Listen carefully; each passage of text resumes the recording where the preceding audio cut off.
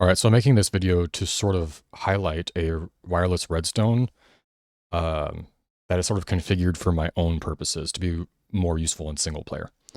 So let's go ahead and load in. And here's the system. It is rather large, but the main reason that it's so big is because normally on, like, for example, a cubic meters wireless system, it's sending multiple bits of data at once. And then decoding that after it gets sent. This one instead will only send one bit of data, but 3 of them in succession. So rather than sending a bunch of bits in parallel, it sends them in line. The reason for that is because in single player, when you close out of the game and reopen it, sometimes you'll get a false positive sent out. And if you're leaving and joining your game repeatedly on single player, then you'll have a bunch of signals that you don't actually want going through your system. So what I did is I basically set up 3 different receivers for each receiver that you want. So if I were to build this somewhere else out there, I'd also have 3 receivers there. And they get activated in succession. So it'll activate this one, then this one, then this one. And that'll actually go through a combination lock. And then once that combination lock is unlocked, then you get your signal to come through. So for example, this is one station. I only have 2 stations set up in the world right now. Right now this is the red station, and somewhere about 2,000 blocks away I have an orange station. This red station, if I press this, will send out 1 line of signal for this red concrete, 1 line of signal for this red wool, and then 1 line of signal for this red terracotta. 1 second after the other. And since this is the red station, so this is the one that's going to receive it, this line will go off. 1 second later, this line will go off. 1 second later, this line will go off. Those are hooked up to here. This combination lock is also someone else's design. I believe it's a redth design. And it always has a pulse, or it always has a signal. So it's always on. And the way that you activate it is basically you send an off signal.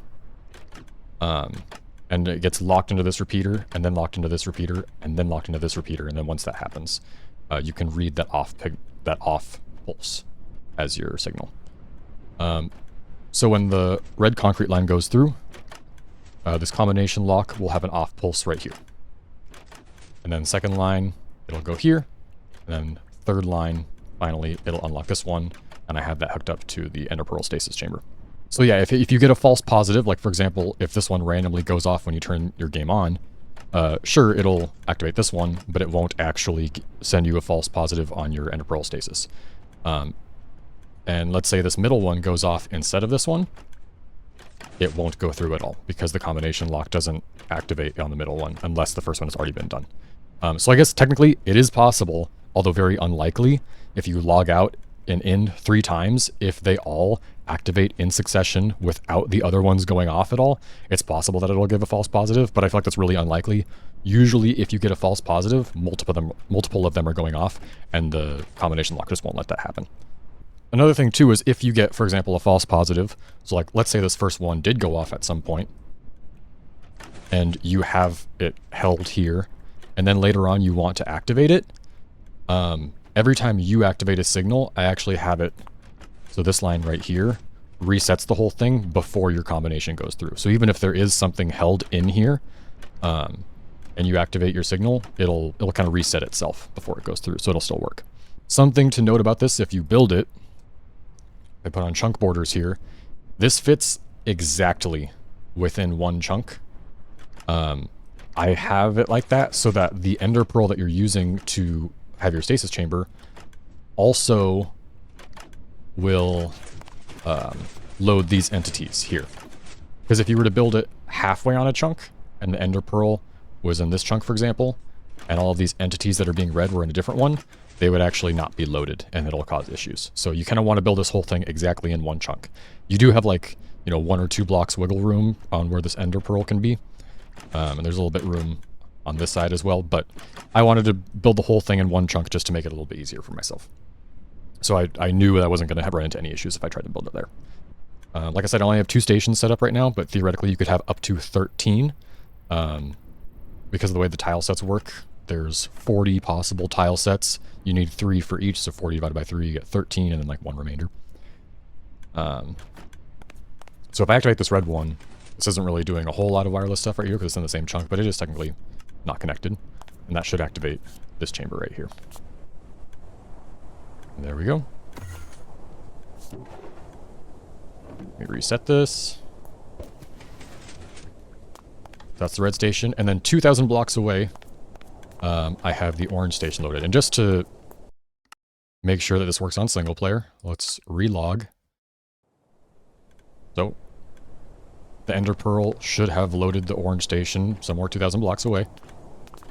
A little bit of lag because I'm loading in. This one should go off. Gonna hear the dispensers going off below me. Give me like 2 or 3 more seconds more. There we go. You can see in my top left corner, my Z coordinate is 1986, so I'm about 2,000 blocks away now. There's some older, no longer working designs out there. F3 just so you can see it for more. And then red station, I should be able to go all the way back.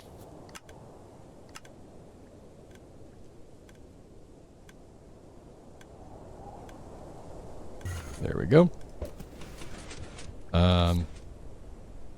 I'm fairly certain that this is over-engineered. I'm sure that there's a way to get something like this working in a much smaller footprint.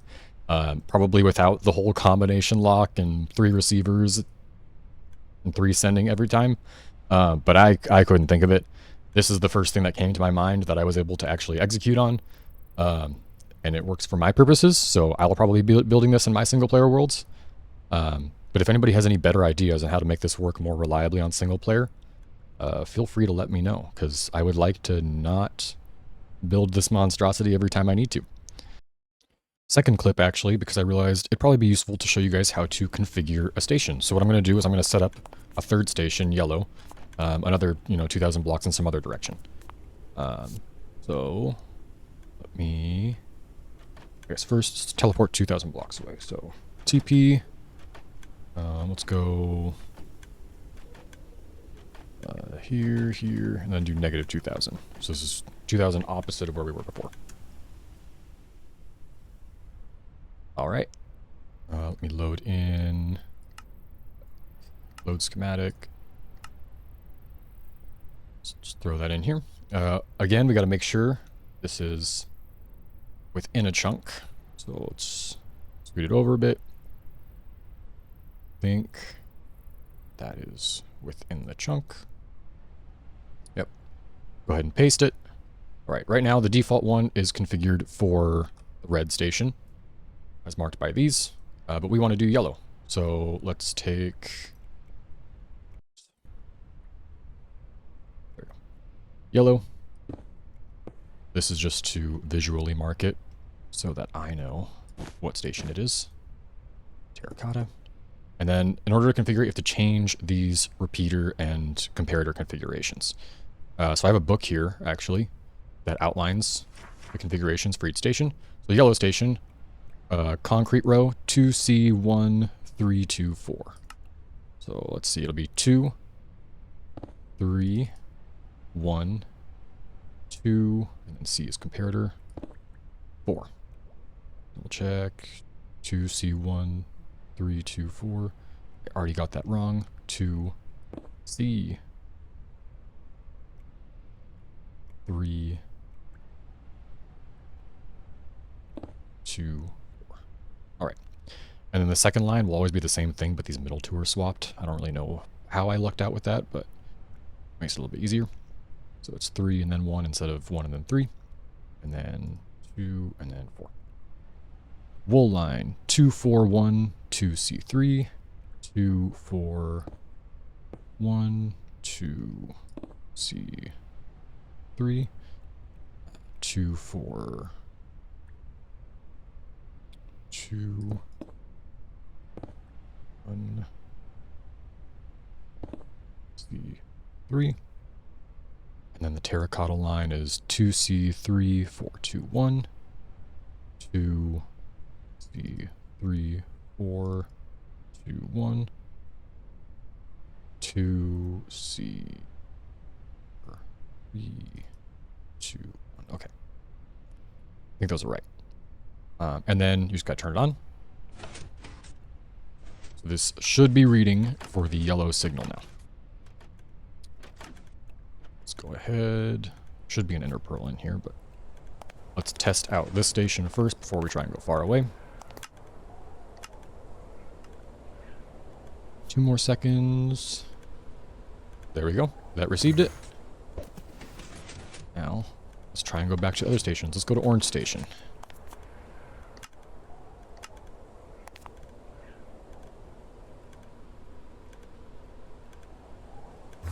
There we go. Let's go back to Yellow Station, and then we'll head back to Red. Again, looking in the top left corner, just confirm that I am actually at the right station every time. There we go. Minus 2,000, basically. And Red.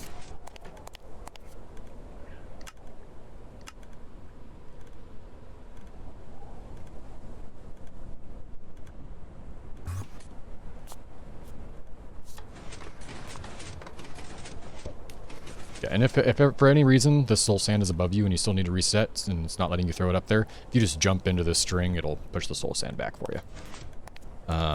Yeah, so that's it. All you have to do to configure it is just change these lines for each of your receiving stations, because the receiver is the top part, transmitter is the bottom part.